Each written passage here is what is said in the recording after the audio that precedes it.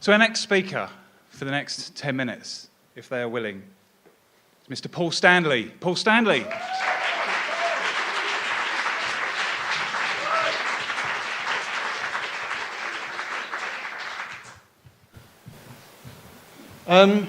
Two years ago, I came down to London to do a lab with Steve and do some experimenting. And that was the last time I was in London before today, because when I got home, my domestic situation had undergone a drastic change. Bit of background, I used to be a university lecturer. I got bullied out of my job, I got PTSD, and by some kind of random good fortune, I ended up doing National Sculpture for Organisational Change, where they tolerated me writing about 30,000 words of poems to get that out of my system.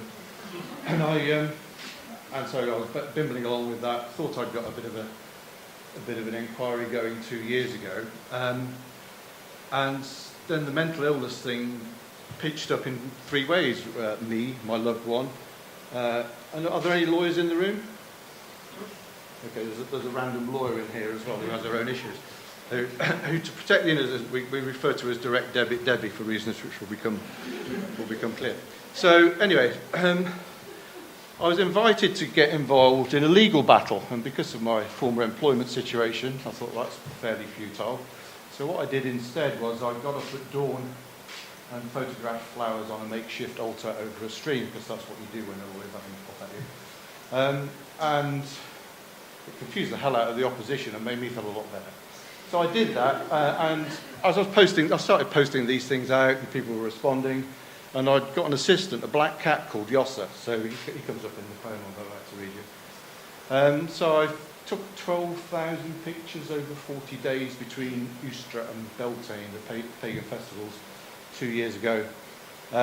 Ended up with another 30,000 word inquiry, loads of pictures, and then I got on my motorbike and took them to Bled, to the AMO conference, and ended up reading a poem about a performance review. It's another story. But anyway, so that was my summer 2 years ago, processing all that stuff.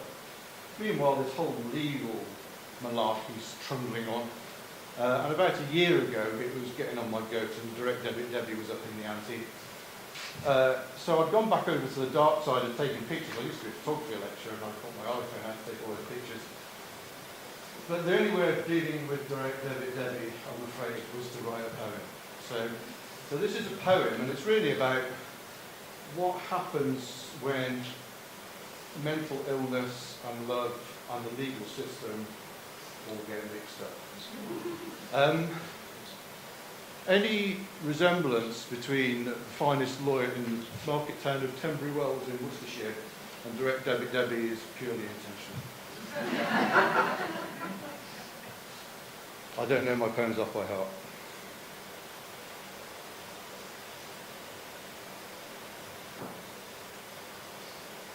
Called Direct Debit Debbie, a love song. You came to me in springtime when there was a flowering of daffodils, forsythia, tulips and bluebells, saying to me you needed help. It was clear you were unwell. You've come to the right place, I said, because money has a smell. I'm direct debit Debbie from Tenbury Wells. You told me a story of your chap, one from hell, a waster, a scoundrel, a loser, and well, your folks didn't like him, and your cat wouldn't tell. I said, because money has a smell. I'll sort it. Strike fear in him. Root him out. Have him gone. I'm direct debit Debbie, and he's not one. Don't bother with counselling or therapy or other kinds of help. Don't bother talking to him or the cat, at least not until he's gone to hell. Oh, and if you could pass me your bank details, it will be just as well. Not for nothing am I called direct debit Debbie from Tenbury Wells. You may have depression, anxiety beyond chemicals, but with my plan in place, it's beyond ecumenical. I'll find a variety of forays, schemes and ruses to make his lawyers blow all their fuses. Oh, and if you could give me your bank details, it would be just as well. Not for nothing am I called direct debit Debbie. he has PTSD, you say. That's good. We confuse it. We won't do mediation or healing. We'll give him a good bruising. Threaten him with court, then he'll be unwell. Sit direct David's Debbie contemporary wells. I know you're not well either, and stress keeps you unwell. I'll keep up the dose of threats, procedures, ultimatums and spells. Depleted, you radium has nothing on me when it comes to shells and dispensing them freely. What's that? Mental health? Says the lawyer from hell. Direct debit Debbie contemporary wells.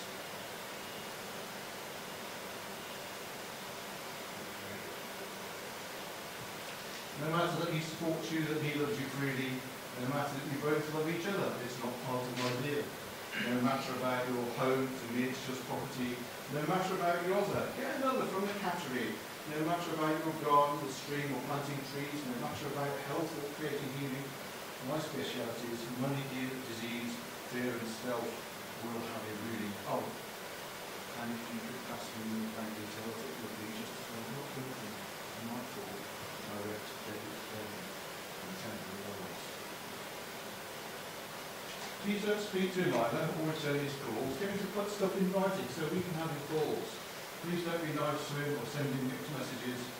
Cover your love, cook your own sausages. Should you need any support, help, coaching or sentiments, sure, I'll always be there for you.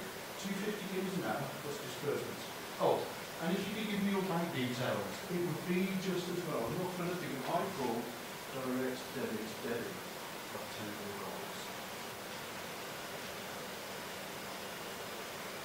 When we're all done, and we're all paid, when we've given all the grief and his homeless and your folks days made, you'll cancel the DD and I'll be on my way. Your home will be history. So will he be, sad to say.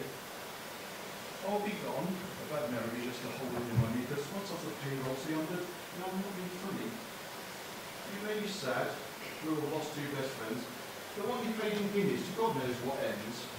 Plus, that old bugger who's stuck with you throughout thick and thin, who's all in the good times, the bad, the hour and the bend. The question is, when it comes to the final reckoning, that time